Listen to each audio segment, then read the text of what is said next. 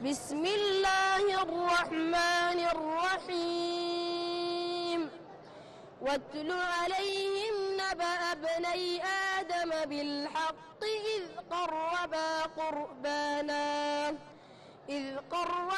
قربانا فتقبل من أحدهما ولم يتقبل من الآخر قال لأقتلنك قال إنما يتقبل الله من المتقين. The Badrab Qadiri Center, a new episode, dear audience, as part of our series of documentaries that been given to handle the Sudanese Sufism and Sufi figures in particular. So in this our new episode here, I would like to handle a very important Qadiri center, that is a Badrab Qadiri Sufi order.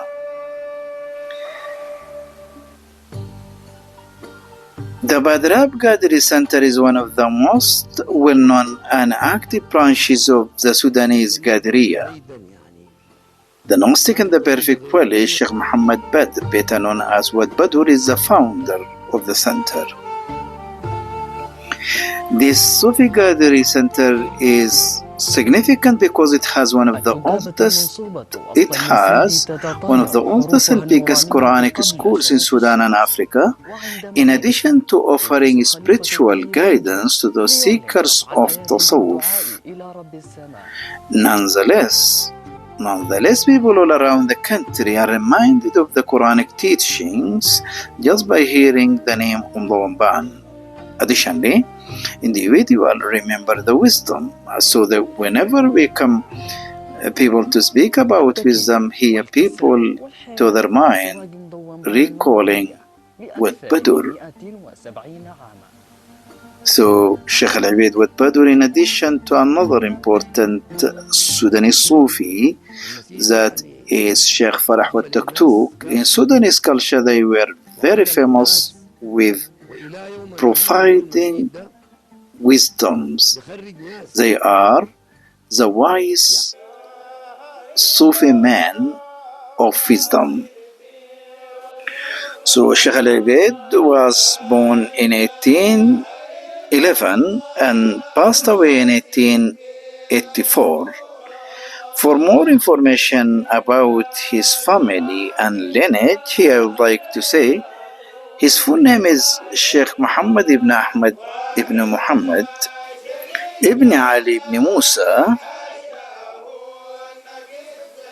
ibn Musa al-Kabir ibn Muhammad al-Khiyar, known as Badr. He was born in 1811. His family was from the Masalamiya tribe in the northern region of the Sudan.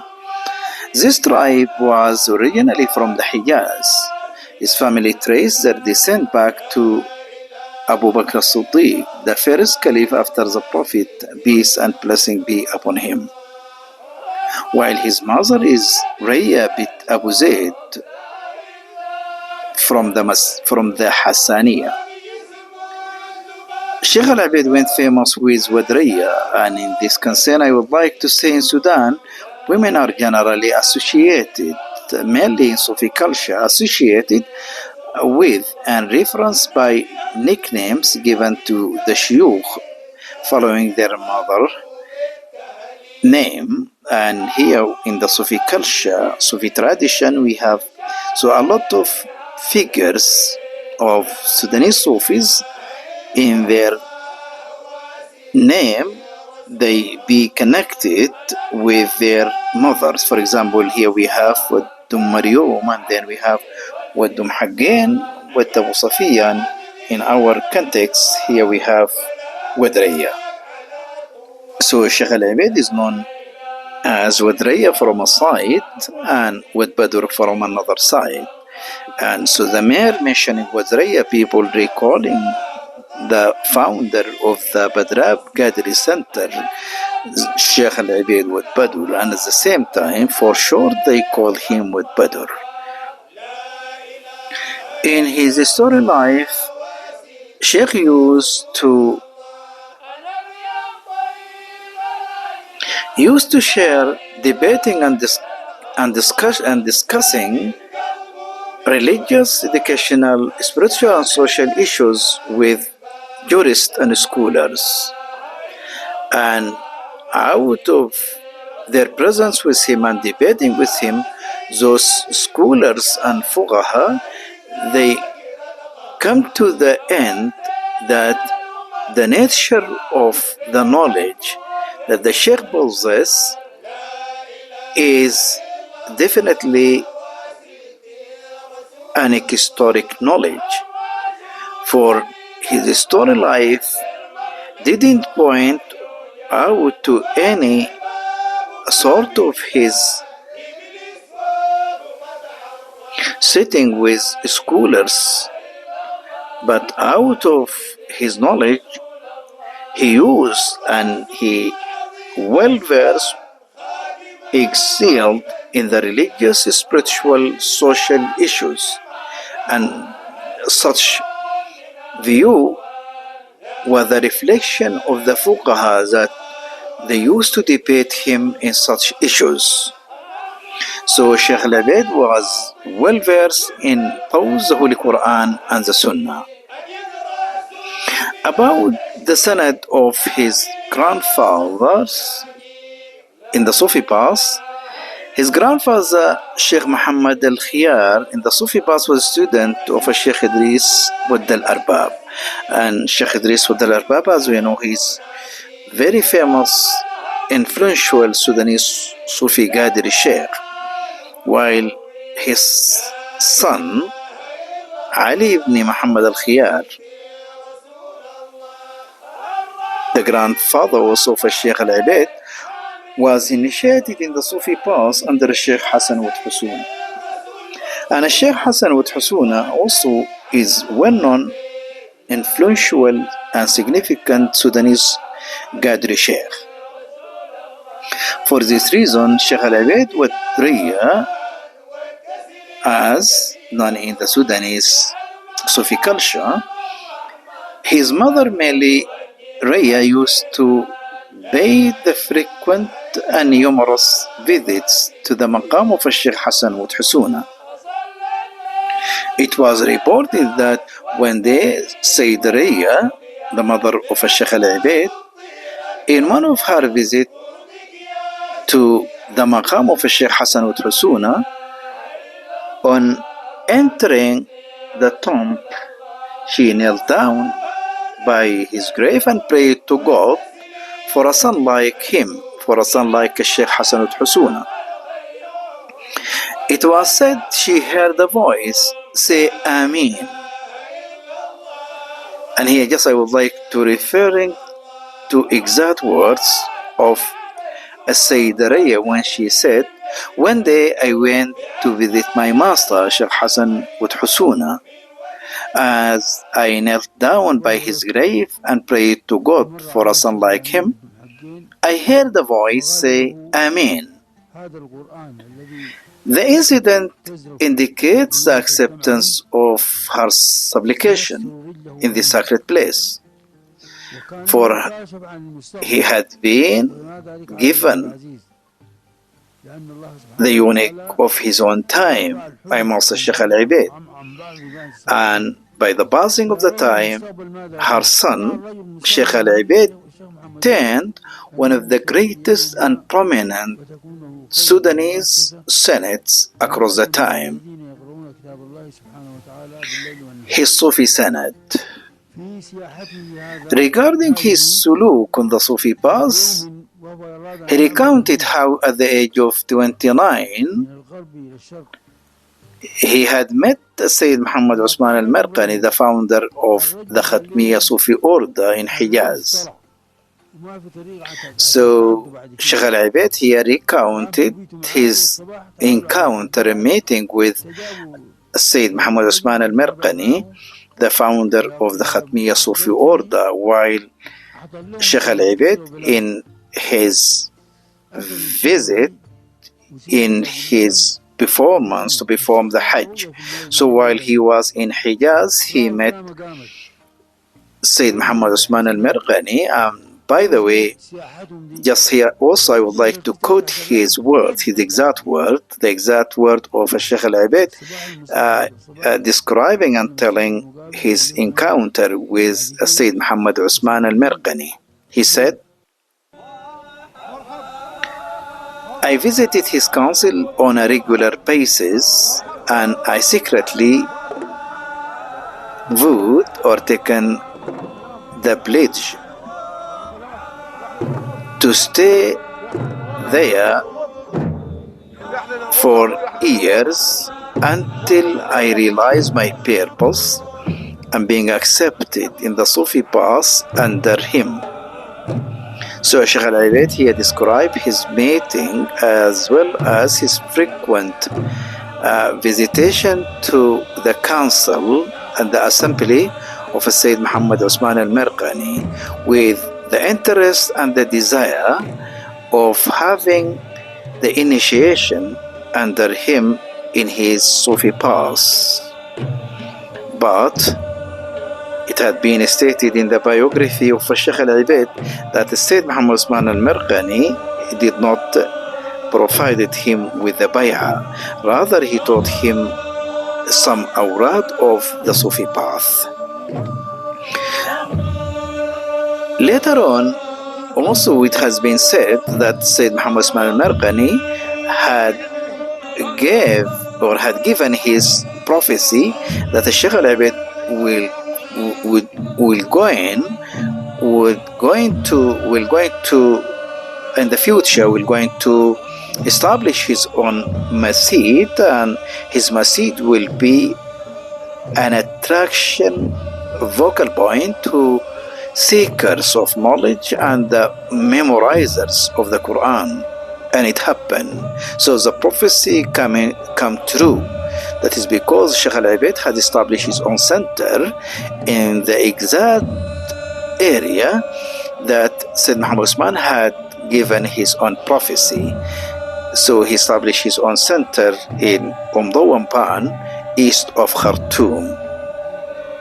However, by the passing of the time, Sheikh al-Ibad came to be initiated into the Qadiriyya, Tariqa under Sheikh Awad al-Jid al-Khadli, who his sanad goes back to Sheikh Abdullah al-Araki, and from Sheikh Abdullah al-Araki to Sheikh Habibullah al-Ajami to Sheikh Tajuddin al-Buhari, and eventually to Sheikh Abdul Qadir al-Jailani, the founder of the Qadiriyya Sufi order.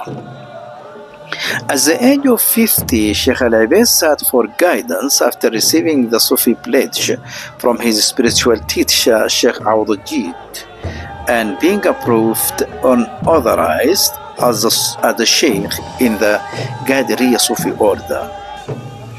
Sheikh al-Ibad was said to have been on seasonal migration for about 21 years, and in 1285 Hijri, and after these 21 years of seasonal migration between Nikhera and Dawamban, Sheikh al-Ibad finally settled down at Dawamban, east of Khartoum, and from that area the center of his Qadiri Tariq has been established. There he was said to have established himself as a spiritual and principal Sufi Sheikh in charge of the Khalwa and the initiation and instructions of the seekers of the Sufi path, while his assistants taught the Quran and Ilm. So this indicates that Sheikh al-Ibad, by the way, by establishing his own masjid, he started to give guidance to the seekers of the Sufi path from one side, and at the same time establish his own khalwa, and the khalwa, the Quranic khalwa, by the way, on its part, he started to receive students and students of the Holy Quran, the memorizers, from different parts of the country with the assistance of some men. Some men provided the service for the seekers of the knowledge from a side. I mean here the Quranic seekers of the memorization of the Quran, and at the same time the seekers of the Sufi path. His first step in the Sufi path began with asceticism, and by the way, this is just the way of the ascetics. And in this concern he said, at the beginning I compelled myself not to eat, drink or sleep for a whole year, and I succeeded in that regard. In his story life, it had been stated that one day, and on his way, Sheikh Al-Abaid on his way to Masjid of Sheikh Idris Al-Arbab, heavy rain stopped him from going ahead to where he wanted to. He and his companions were served with sorghum bread and milk by a herder in the area, who also hosted them for the night. Then Sheikh Al-Abaid had a vision. In his sleep he saw that it was the day of judgment, and looking at his deeds, he found that a piece of bread he once gave to a hungry person had tilted his balance of virtues. Up from his sleep, the Sheikh decided to grow crops and feed the needy. He used to grow sorghum, harvest his crop, grind the grains, cook the flour, and bake porridge for the hungry. This porridge, usually dehydrated, later on came to be known as a dibliba. The Sheikh lit a big fire at a high place where travelers can see it from a long distance and come forth. People flock toward the place to eat from the Sheikh's food. On their way back home, they were keen to take some dibliba with them. Around that fire, Sheikh Al-Abaid started to teach the Quran, lead the students, and guest in prayers. The place gradually grew bigger and attracted more and more learners and also persons on the run from the Turkish authorities. Sheikh Al-Abaid then built a taqi or taqiyya where people can rest and receive food. The Tugab of Sheikh Al-Abaid Masjid here, just I would like to comment on the notion of Tugaba.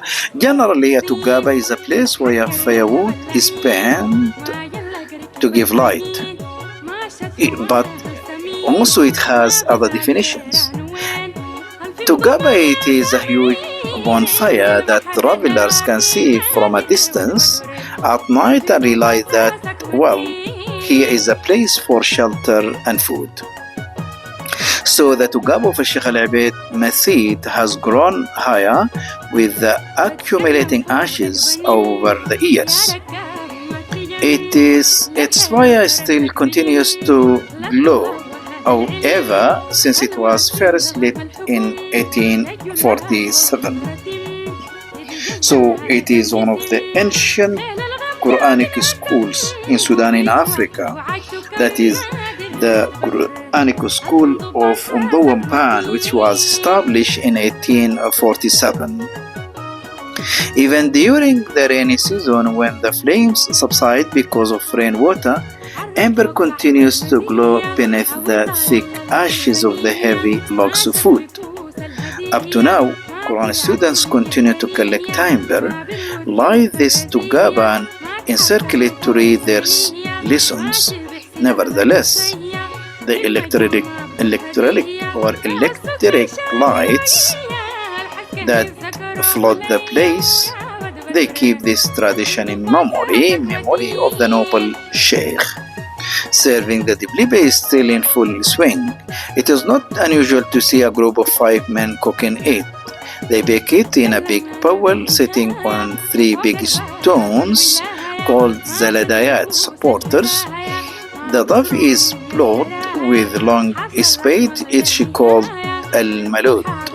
One bowl can bake 2 sacks, 200 kilograms of sorghum in one go. After the sorghum is baked, it is sliced into circular equal pieces.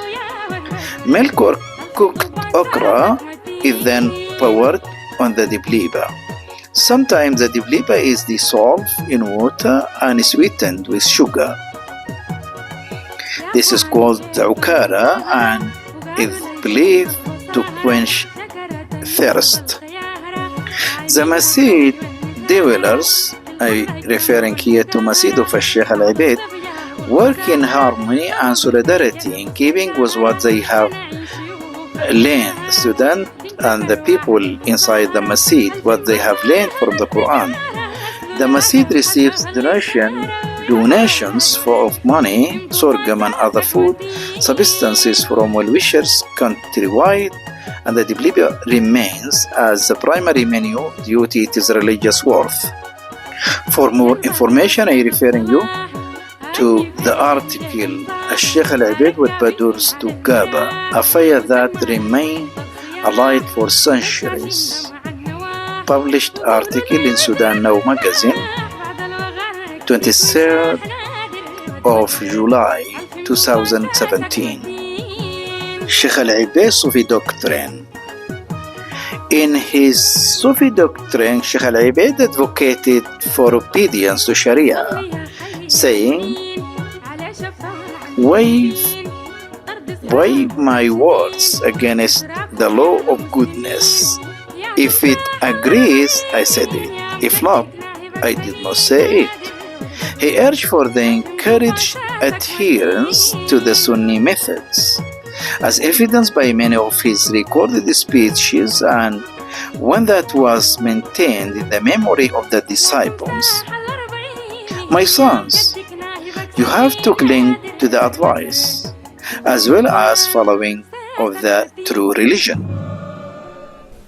Following the Prophet Sunnah, which he states, follow the path of the weakest amongst you, Sheikh al-Ibad took a very flexible and effective approach to teaching and guiding his followers. He would take his students based on their energy and readiness.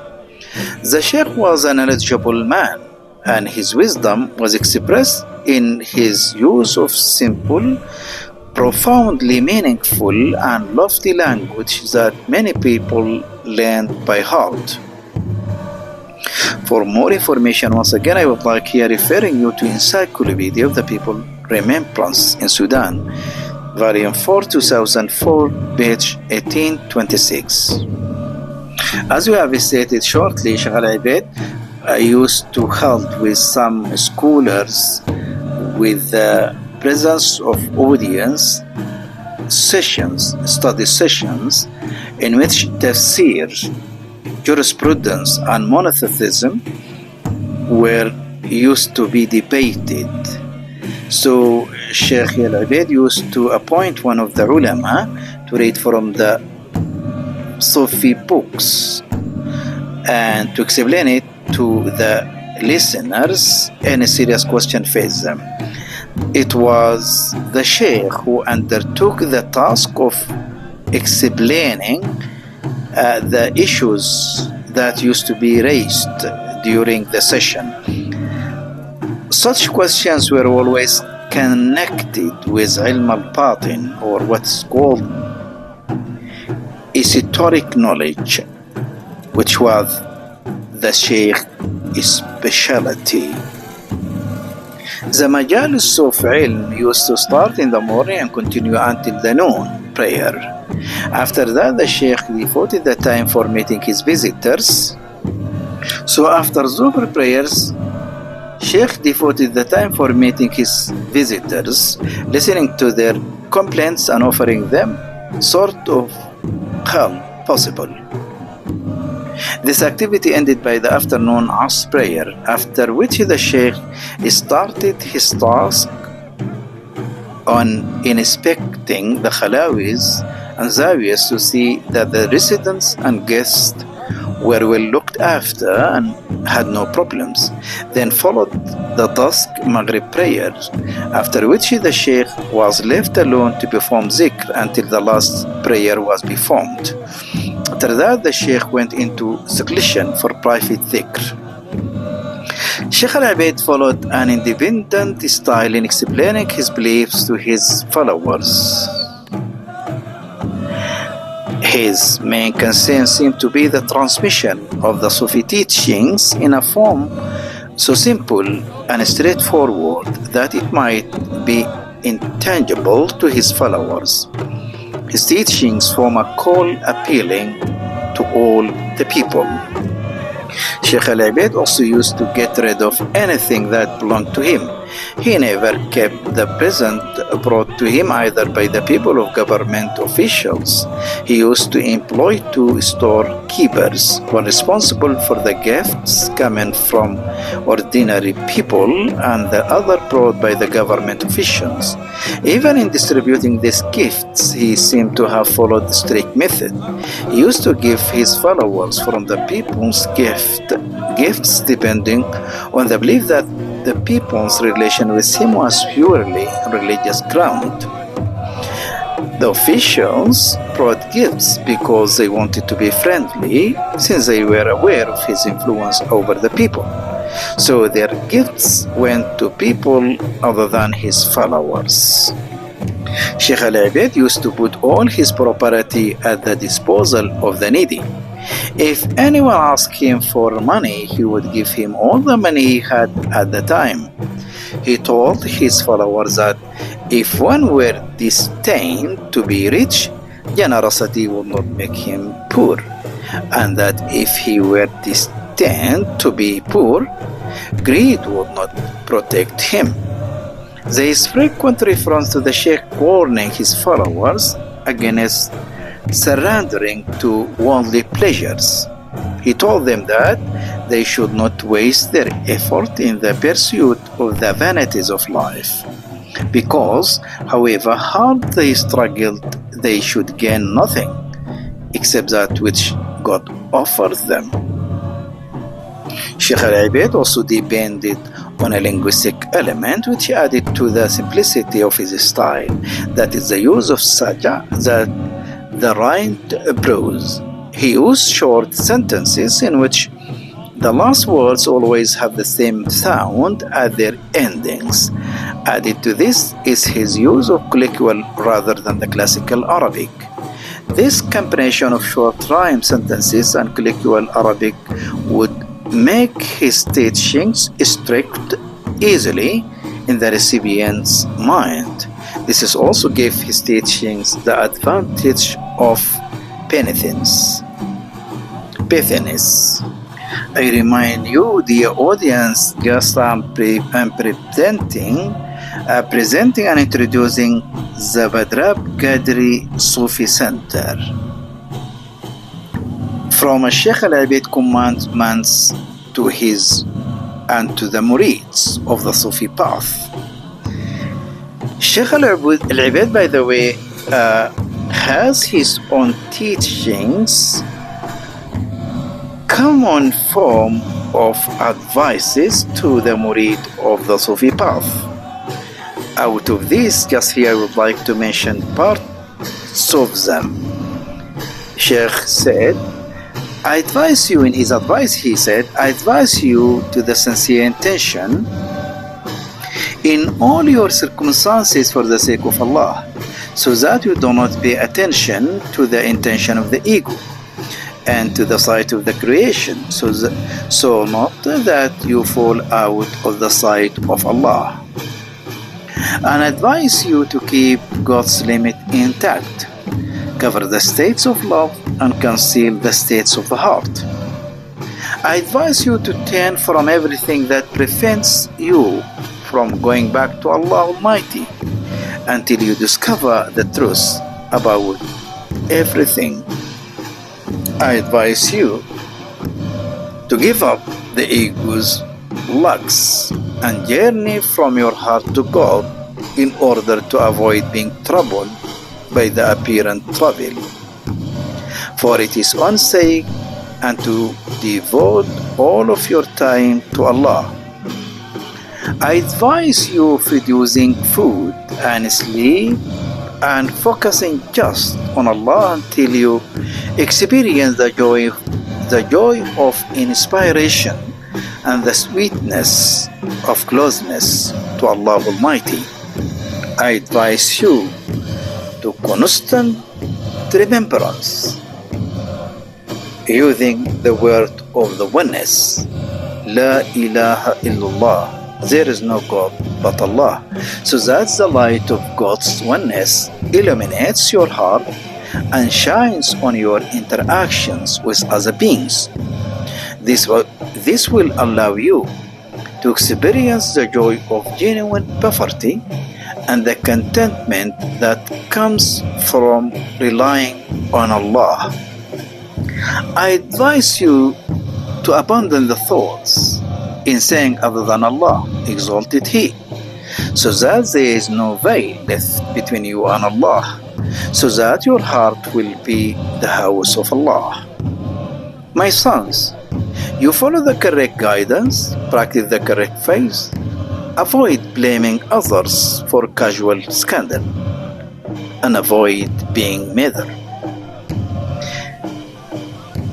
He further said, every knowledge that does not bring you murid, bring you respect, that does not allow you to submit to the will of God, that does not make you ascetic in this world, and that does not desire you in the hereafter, is your guide to the destruction, and advise you to break free from.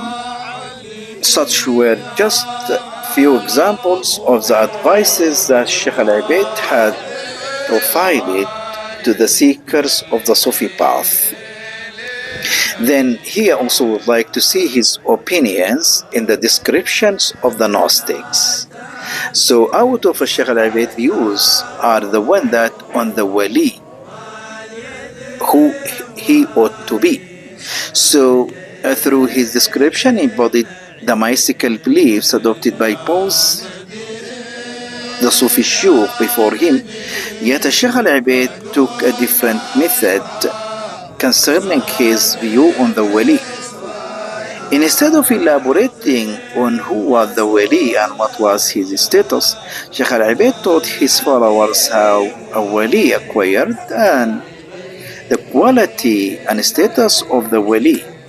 What he said could easily be understood even by a non-educated individual. So Sheikh Al-Abaid at first explained the meaning of the word wali from an etymological view. He considered the word wali as taken from the word muwalat, continuity. A wali is a person who obeys God's orders continuously. Being so, God would consequently undertake this person's charge. يتولى أمره. He quoted as a proof the sacred tradition, the prophetic tradition, which he goes, he who adores me never ceases to draw near me until I love him. When I love him, I am the hearing by which he hears, the sight by which he sees, the hands by which he grasps, and the foot by which he walks. So Sheikh Al-Abaid considered it possible for the individual to attain such a divine grace as related in the prophetic tradition. For him, this divine grace is constituted in the individual capacity to assimilate the divine qualities by the help of Allah. This capacity could be acquired only by involving oneself in conflict with his ego. He believed that only when the individual succeeds in allowing his spirit to rule his self could he attain or obtain this capacity. He said, "Be conscious of your servile qualities and God will give you divine qualities. Be conscious of your limited qualities as a man or human. Convince you are weak, and God will give you of His power. Convince you are poor and humble, and God will supply you from His providence and greatness. This is the only way by which man or human could be nearer to God. For more information, also here I would like you to refer to Khadija Karrar, Aspects of Sufism in Sudan, and Public Thesis, 1975, page 137. A Gnostic would reach a state in which he considers hunger as satisfaction, vigil as sleep, and poverty as abundance. Furthermore, Sheikh Al-Ibad also has his own view on the Sufi. So, according to him, the Sufi should fulfill all the obligations imposed upon him from God. A Sufi is called so because he is so pure in his relationship with God. He further said that the reality of the Sufi is that if ever he commits a sin, this should be only once in every 20 years. He was asked whether in this sense a Sufi should be considered infallible, ma'soom. He says that the Sufi is not infallible but protected. النبي معصوم والولي محفوظ. The question is not that a Sufi commits a sin or not, but what matters is that he should not persist in committing sins. He further went on elaborating who the Sufi should be.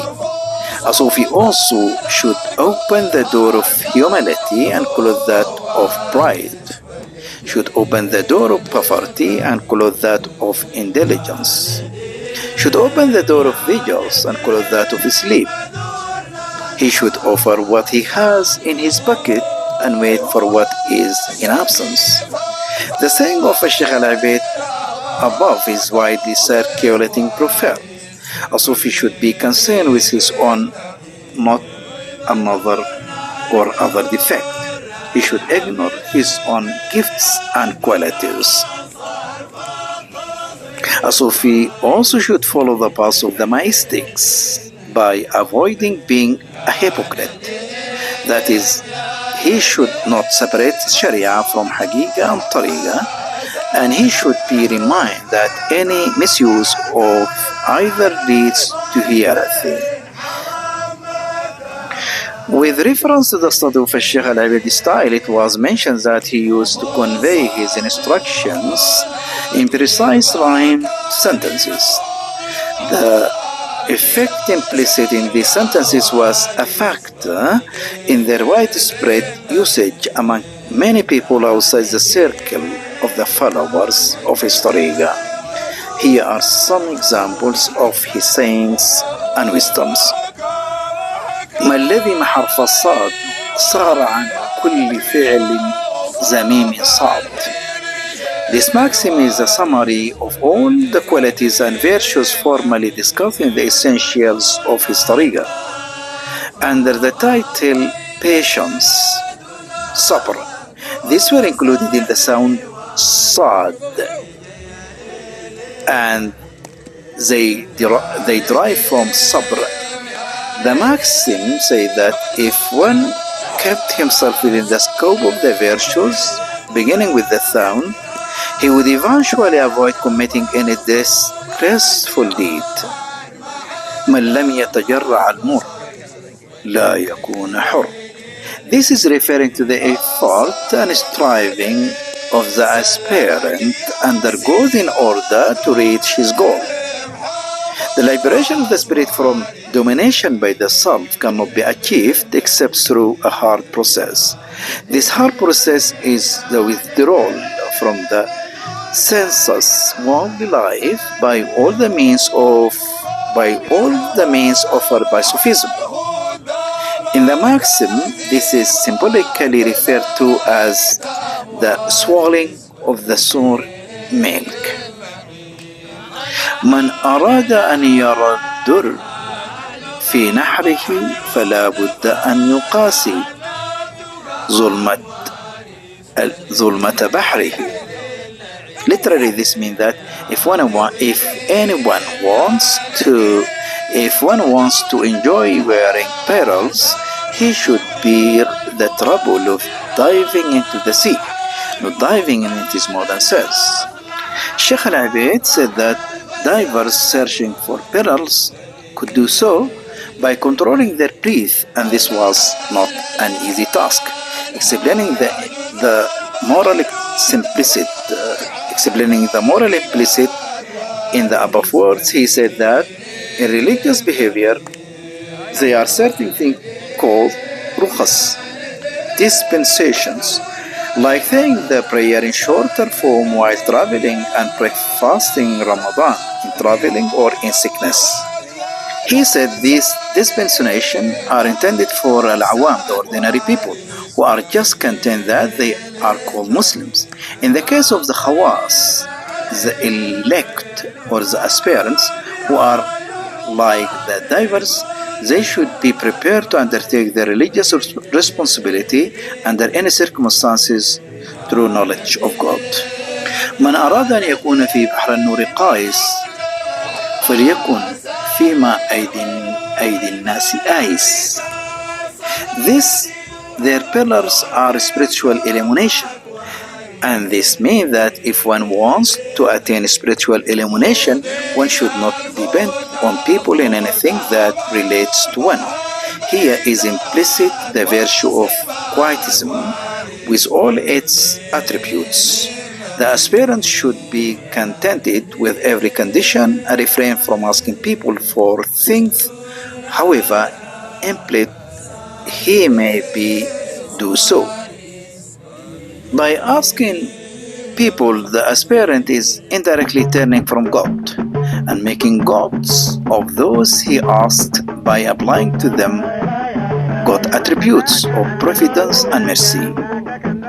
He would be enslaved to those who give to him and lose his self-respect. كثرة النوم تورث الحزن الطويل. In this saying, the Sheikh states, too much sleeping brings lasting misery. So Sheikh Al-Abeid explained this by saying that there are angels who descend late at night with mercy for those who are awake. If they did not find anyone, they spread it on the ground and mix it with the grass. The animals eat the grass and mercy comes in the form of milk. Had it not been for milk, the Gnostic would have been distinguishable by flashing light, another form of mercy that brought by senates coming from the divine presence. See Khadija Karar, Aspects of Sufism in Sudan, 1975, 138, page 138, and published thesis. His students. As a perfect guide, Sheikh Al-Abeid al-Badr has authorized many students, authorized them as shuyukh and guides in the Badrab Sufi order. So just here I would like to mention parts of those authorized shuyukh. Sheikh Muhammad al-Muqabli, Sheikh محمد الأمين صقر البريز، الشيخ محمد أبو صالح، الشيخ محمد النزير الفتيابي، الشيخ الطيب حصن، الشيخ عبد القادر والدبكساوي، الشيخ منصور الجامعة بين الشيخ محمد صالح الفلاتي، الشيخ طاي الله النفيدي، الشيخ شنبول الدويحي، الشيخ بابكر علي النور المسلمي، أنا الشيخ عبد الرحمن الرازقي. However, in addition to those authorized by the Sheikh himself, by the Sheikh as authorized guides in the Qadiriyya of Badrab Center, The successor of the Sheikh himself also had been authorized to a lot of students as the Shuyukh in the Badrab Sufi order. At the end of this episode, just here I would like to point out to some of the Khulafa of the center. So the Khulafa of the Badrab's Qadiri center, since the passing away of the founder, Sheikh Al-Abeid Badr, had been come as follows. Khalifa Ahmad spent 25 years in the office of the Caliphate. Khalifa Karrar, full brother of Ahmad, spent 4 years in the office. Khalifa Hasab al-Rasul, son of Sheikh Al-Ubaid, spent 18 years in office. Khalifa Mustafa, full brother of Khalifa Hasab al-Rasul, spent 19 years in the office. Khalifa Yusuf ibn al-Fakki Umar, and the first grandson of Badur to assume the Caliphate, spent 38 years in the office. Khalifa Osman, full brother of Khalifa Yusuf and Khalifa Tahir ibn Sheikh Tayyib wa Badur, who died and who passed away in 2002, is the sixth Khalifa who assumed the Caliphate of the Badrab Qadri Center. And finally, the current Khalifa of the Center 2024 is the Sheikh Al-Tayyib ibn Sheikh Ahmad, better known as Tayyib al-Jid.